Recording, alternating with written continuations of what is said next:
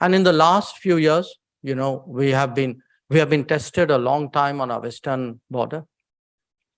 I think things are a little different now. I'm sure you'd agree.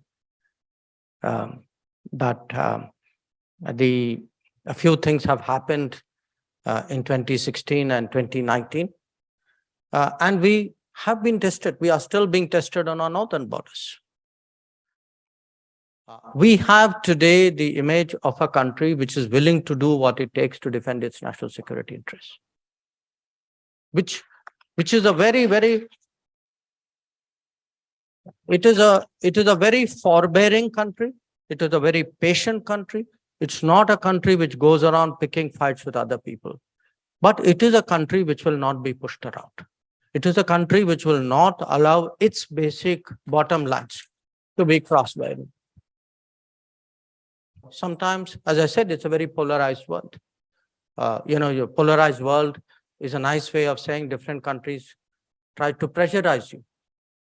They urge you, sometimes they use some pretty strong words. Now, how do you stand up for your interests? And sometimes the interests of others who may not have the same ability and strengths that you do. And we are seeing that today. I think the pressures which have come with that are also a moment when frankly, our sense of independence, our sense of confidence is tested. So when we are seen as independent, when we are seen as not just only standing up for our rights, which we should and we are, but also becoming a voice of the global South. You actually had last month a consultation process as part of the G20, and this is the first time it has ever happened.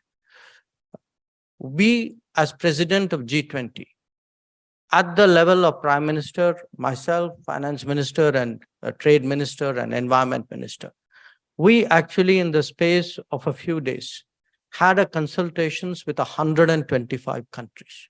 125 countries of the global South at the Minister, Prime Minister, President level, so that we want to go into G20 saying, look, there's a large part of the world which is not sitting on that table, but they have legitimate interests. Somebody needs to speak up for them. So India today is perceived by the rest of the G20, not only as a voice of independence and I would say self-confidence, but also actually as a voice of the global South.